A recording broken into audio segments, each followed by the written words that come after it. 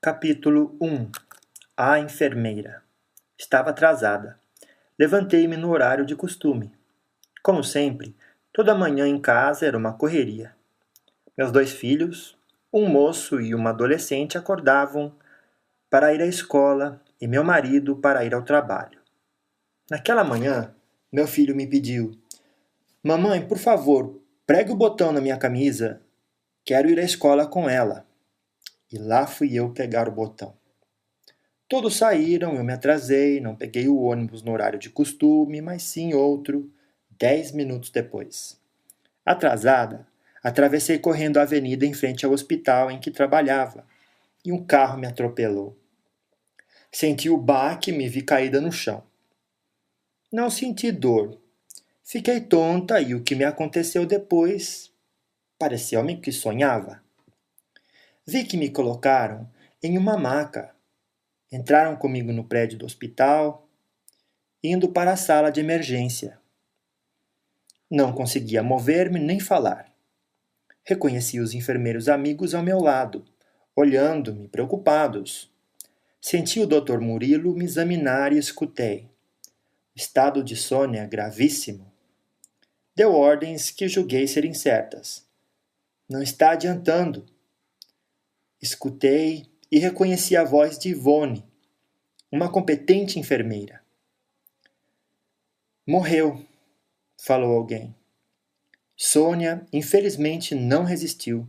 Está morta. Expressou-se Dr. Murilo. Eu não, pensei aflita. O que está acontecendo, meu Deus? Por que será que acharam que morri? Tenho de falar, reagir e mostrar a eles que estou viva. Calma, enfermeira Sônia. Tranquilize-se. Sabemos que você está viva. Durma. Escutei e não identifiquei quem falou. Uma mão quente fechou meus olhos com carinho. Achei que me deram algum sedativo. Senti que estava sendo medicada e dormi. Mas não foi um sono tranquilo. Às vezes sentia que mexiam comigo, tentava tranquilizar-me, achando que estava sendo operada ou que me faziam curativos. Depois vi meus familiares chorando, principalmente minha filha, mãe e irmã. Pensei, eles já sabem e estão chorando junto ao meu leito. Isso não é permitido. Será que abriram exceção porque trabalho aqui? Morreu tão jovem. Coitada da Sônia. Foi atropelada quando ia para o trabalho. Sentia um torpor e não conseguia entender o que me acontecia. Concluí que era a anestesia que estava me fazendo delirar. Sônia, escutei uma voz forte falando comigo. Vamos levá-la para um local sossegado. Acalme-se e tente descansar. Vou para a UTI, pensei. Esforcei-me para ficar tranquila. Senti alguém mexer no meu corpo, mas não senti dor. Apenas aquele estado terrível de torpor. Parecia que sonhava. Queria acordar e não conseguia. Senti que me levaram para outro local e deitaram-me numa cama. Abri os olhos um pouquinho e vi que estava numa enfermaria. Pessoas de branco carinhosamente acomodaram-me e uma delas falou: Sônia, você irá dormir tranquila. Ainda escutava choros e lamentos, depois dormi. Acordei. Acabou aquele estranho torpor. Olhei para o local onde estava. Era uma enfermaria bem arrumada, limpíssima e silenciosa. Onde estou? Ouvi minha voz indagar e ressoar pelo quarto. 2 senhoras me olharam. Ninguém respondeu. Estou no hospital? Pensei. Que pergunta boba minha. Estou me lembrando. Fui atropelada. Curiosa, levantei o lençol.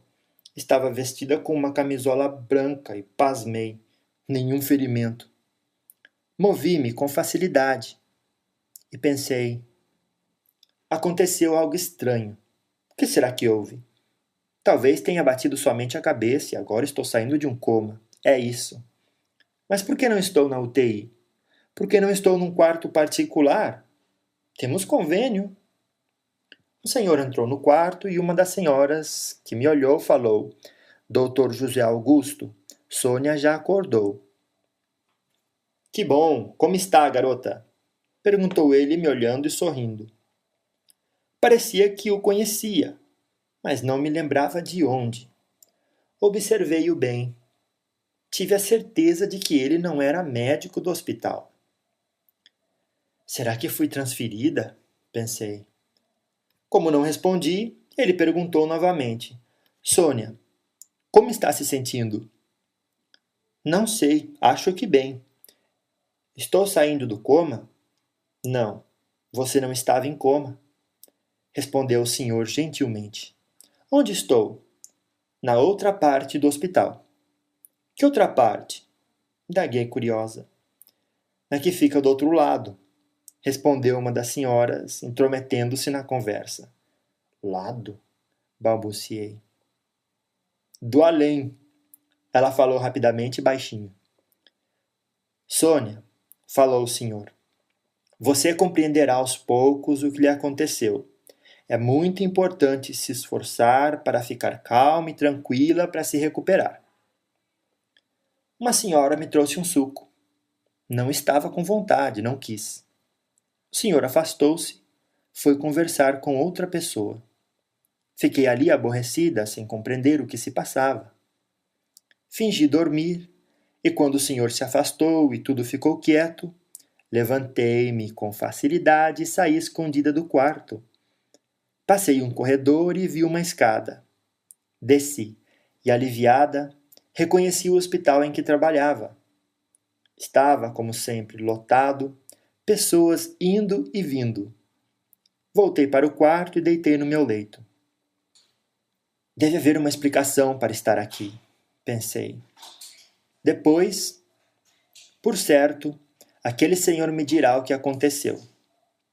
Certamente fizeram de algum setor do hospital esse local mais tranquilo, onde me trouxeram para me recuperar. Dormi de novo. Acordei e pensei em tudo o que aconteceu e achei estranho, principalmente porque escutei, sem compreender como, minha filha chorando. Ela veio me visitar e chorou. Por que não me acordou? Mas está chorando agora. Por que não a escuto e não vejo? Quando o senhor entrou no quarto, chamei-o. Senhor, por favor, venha cá um pouquinho. O senhor é enfermeiro ou médico? Sou alguém que cuida de vocês. Escutei essa senhora chamá-lo de Dr. José Augusto. Não me lembro de ninguém com esse nome na equipe médica. Bem, isso não tem importância. Estava vindo trabalhar, atravessei a avenida e um carro me atropelou. Depois, não me lembro direito o que aconteceu. Escutei o Dr. Murilo dizer que meu estado era grave. Entrei num torpor, num sono estranho, com sonhos confusos. O senhor pode me dizer o que houve? De fato, você foi atropelada, respondeu ele, tentando me esclarecer sem me chocar. Foi conduzida para a sala de emergência. Sônia, você, sendo enfermeira, já viu muitas pessoas morrerem, não é? Sim, já, respondi. Trabalho com doentes terminais. No começo ficava triste quando uma pessoa morria, até orava por ela. Depois isso se tornou rotina. Era meu trabalho. Cuidava de todos com carinho e a morte não me incomodou mais. A morte do corpo físico é algo natural. Você é religiosa? Perguntou ele. Sou. Vou à igreja quando dá. Gosto de orar no sossego de um templo, respondi. E o que pensa da morte? Não sei, respondi sacudindo os ombros. Por que está me perguntando isso? Porque o corpo físico nasce e morre. Nós o usamos para viver na Terra durante um período. Você não pensa na morte, em morrer? Eu não. Ainda mais agora que sobrevivi daquele atropelamento em que ainda não me recuperei? A pancada na cabeça me deixou confusa. Deve ter afetado meu cérebro. Falei um tempão sobre o que sentia e tinha explicação para tudo. Doutor José Augusto me ouvia atento. Aproveitando que fiz uma pausa, ele falou: Sônia, não esqueça que a morte do corpo físico é para todos e que somos sobreviventes depois dessa ocorrência. Mudei de assunto, aceitando um suco que me foi oferecido. Não estava gostando nem um pouco de estar ali. Achei muito estranho. Quando minhas companheiras de quarto dormiram, levantei devagarzinho e saí do quarto. Uma senhora de aparência agradável aproximou-se quando estava no corredor perto da escada. Sônia, aonde vai? Está fugindo? Saí somente para dar uma voltinha, respondi. Você pediu permissão? Indagou-me. Não pode sair e andar por aí, pode ser perigoso. Volte, por favor. Você está em recuperação e tem de obedecer às normas do hospital. Como enfermeira sabe disso, não é? Fingi que ia voltar, mas corri e desci as escadas. Passei correndo pelos corredores movimentados do hospital. Entrei na ala reservada ao corpo docente, no vestiário das enfermeiras. Apressada, troquei de roupa. Saí do prédio, parei em frente da avenida, quis estar em casa. E logo estava. Aliviada. Nem pensei como vim. Achei que estava esquecendo alguns detalhes. O lar estava bagunçado. Tentei arrumá-lo e não consegui. Quis colocar objetos nos seus lugares, mas eles continuavam onde estavam. Cansada, sentei numa poltrona e adormeci. Acordei com meus filhos chegando com minha mãe. Corri para abraçá-los, mas eles não me deram atenção. Pareciam não me ver. Escutei minha filha dizer: Estamos contentes, vovó, por estar aqui nos ajudando. Conversaram sem me dar atenção. Acho, pensei, que estão bravos comigo porque fugi do hospital. Meus 2 filhos e minha mãe fizeram uma faxina na casa. Ela foi embora, meu marido chegou, estava abatido e triste. Também nem me olhou. Chorei. E minha filhinha chorou também. Meu marido a abraçou. Filha, não chore. Estamos todos sofrendo. Tente reagir. Temos de continuar vivendo. Sinto tanta falta dela. Será que minha filha está chorando porque minha mãe, a avó dela, foi embora? Pensei. Os 3 se abraçaram. Foram dormir, nem me deram atenção. Resolvi ir para o quarto. Deitei na minha cama, encostei-me no meu marido. Ele se revirou, levantou e foi para a sala. Ligou a televisão. Fui também, disposta a conversar com ele. Falei por uns minutos que estava bem, por isso saí do hospital, e que eles não precisavam me tratar assim. Meu esposo sempre fora muito atencioso comigo.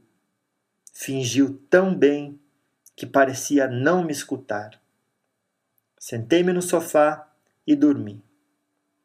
Assim se passaram dias, até que escutei minha mãe e minha filha conversando. Diziam que iam ao hospital para alguns objetos meus que estavam lá. Bem, pensei, se estão me tratando assim, com desprezo, por que fugi de lá? Vou com elas. Assim me desculpam e fica tudo bem. Entrei com elas no carro, pararam no estacionamento do hospital, acompanhei-as e entramos no prédio. Fiquei olhando o movimento e, quando percebi as 2 sumiram, resolvi ir para a enfermaria onde estive, mas não encontrei as escadas. Fiquei andando pelo corredor, acabei indo ao setor em que trabalhava, dos doentes em estado grave. Fiquei num canto olhando. Vi um senhor que já conhecia. Era um doente difícil, exigente e abusado. Maltratava com palavras rudes quem cuidava dele. Por 2 vezes passara as mãos em mim.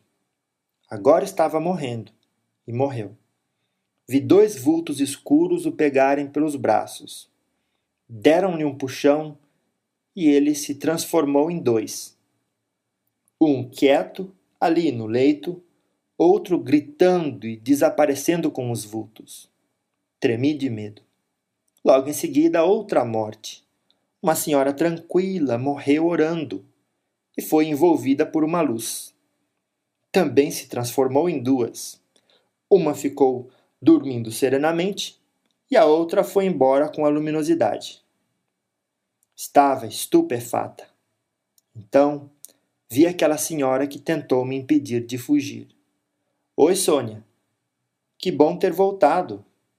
Espero que tenha compreendido o que ocorreu com você. Acho que estou louca. Ela me abraçou com ternura. Não, Sônia. Por favor, não se iluda mais. Observe-nos. Somos, você e eu, diferentes dessas enfermeiras e desses doentes. Você não está louca. Quando foi atropelada, seu corpo físico morreu. Porém, você continua viva, porque o espírito não morre. Morta. Eu. E agora? Perguntei aflita e com medo. Aceite essa forma de viver. Venha, vou levá-la para a parte do hospital onde abrigamos desencarnados necessitados de orientação. Pegou na minha mão e foi me puxando. Ao passar pelo corredor principal, vi na parede uma foto do Dr. José Augusto. Ele foi um dos fundadores do hospital e morrera há muito tempo. O retrato do Dr. José Augusto! Exclamei. Ele me ajudou. Via sempre essas fotos quando trabalhava aqui. Por isso que ao vê-lo, achei que o conhecia. Aquela senhora me colocou no leito. Chorei por horas com dó de mim e com medo. Senti-me abraçada. Era o doutor José Augusto. Sônia, falou ele carinhosamente. Minha amiga, não chore mais. A vida continua. Adormeci tranquila. Acordei sentindo-me bem. Compreendi tudo. Minutos depois, o doutor José Augusto veio me visitar e perguntei para ele: E agora? Irá aprender a viver com esse corpo que agora reveste, o perispírito, para depois continuar sendo a boa enfermeira que sempre foi. Explique-me, por favor, o que aconteceu comigo? Pedi. Você, há 8 meses e 15 dias, ao atravessar a avenida, foi atropelada e desencarnou. Foi trazida para cá e um dia fugiu. Parece que faz somente alguns dias que fui atropelada, exclamei, porque ficou confusa e dormiu muito. Foi por isso que ninguém em casa me viu. Coitados, não poderiam vê-la. Você, Sônia, iludiu-se e não quis aceitar a situação. Via, em seu trabalho, muitas pessoas desencarnarem, mas não pensou que isso aconteceria com você. Como fui para minha casa? Como troquei de roupa? Quis saber, curiosa. Nós, desencarnados, locomovemo-nos com a força do pensamento, da vontade. Isto se chama volitação. Para fazer esse processo consciente, necessitamos aprender. Alguns o fazem sem saber. Usam da vontade, como você fez. Quanto à troca de roupas, podemos plasmar vestimentas e objetos. Também se faz conhecendo, e depois de um aprendizado, ou como você, que usou a força mental sem saber. Vi na UTI 2 pessoas morrerem. Um senhor foi levado por vultos escuros e uma senhora por uma luz. Falei, olhando para o Dr. José Augusto, esperando por uma explicação. A desencarnação não é igual para ninguém. Ele me esclareceu gentilmente. Aquele senhor infelizmente viveu fazendo maldades, e desencarnados, que não o perdoaram, levaram seu espírito para regiões trevosas, a fim de se vingarem dele. A senhora que viu com luz foi uma pessoa bondosa, e amigos vieram buscá-la para levá-la a locais de agradável moradia. Há também desencarnes como o seu, em que o espírito permanece junto ao corpo morto, vendo de forma confusa arrumarem-no dentro do caixão e o velório. Você foi desligado 2 horas antes do enterro. Outros, não querendo abandonar o envoltório carnal, são enterrados junto. Admirei-me com as explicações coerentes que aquele bondoso doutor me dava. Ainda bem que não me cremaram, suspirei aliviada. Meu marido quer ser cremado. O que acontece com espíritos que têm o corpo físico morto, reduzido a cinzas pela cremação? Nos locais onde são cremados, trabalham equipes de socorristas que, independentemente de merecerem ou não, desligam esses espíritos da matéria morta. Quem fez por merecer um socorro é levado para casas de auxílio. Outros, que viveram imprudentemente ou sem fazer o bem, somente são desligados. Alguns ficam a vagar e muitos retornam ao antigo lar. Existem então desencarnados, como o senhor se refere aos que morrem, bons e maus? Corri risco em ter saído daqui sem permissão? Indaguei-o. Há, no plano espiritual, espíritos bons, maus e os que têm a intenção de se melhorar, só que não tiveram coragem o suficiente para se dedicarem ao bem. Você, Sônia, correu perigo de desencarnados maus a pegarem e fazê-la escrava. Nós sabíamos onde você estava, e um socorrista ia vê-la sempre. Tínhamos notícias suas. Agradeci-o pelo auxílio e pelas explicações. Dessa vez fui obediente. Recuperei-me, compreendi que fizera minha parte do plano físico, e como quem parte chega, vim para o plano espiritual. Fui transferida para uma colônia, onde aprendi a viver desencarnada e a ser útil. Tinha sempre notícias dos meus familiares. Depois de anos, pude vê-los e estar com eles nos momentos importantes. E foi uma felicidade quando o Dr. José Augusto me convidou para servir como enfermeira, ser socorrista no hospital em que trabalhei quando encarnada. E a vida fantasticamente continua. Sônia. Explicações de Antônio Carlos. Iludir-se é fácil. Temos tendência a acreditar no que queremos. Assim, Sônia iludiu-se. Escutou, ao ser levada para a sala de emergência, que seu estado era grave, que morrera. Agarrou-se tanto ao corpo físico que socorristas que serviam no hospital tiveram dificuldades para desligá-la. Seu socorro somente ocorreu 2 horas antes do seu envoltório carnal ser enterrado. Deu para si mesma explicações para tudo o que estava lhe acontecendo de diferente. Ao ficar numa parte do hospital que não conhecia, achou que era uma nova ala.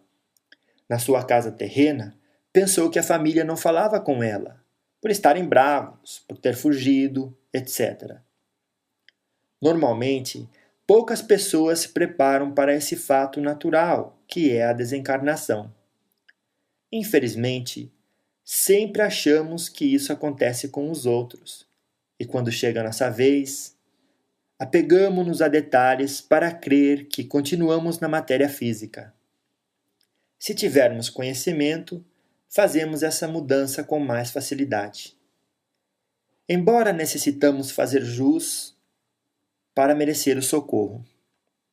Não aceitar a desencarnação não depende do motivo que levou os órgãos do corpo físico a findarem suas funções.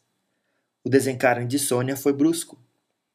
Talvez, se tivesse doente por meses, ter-se-ia preparado e aceitaria sem tantas dificuldades a mudança de plano. Mas, infelizmente, tenho visto doentes de anos também se iludirem.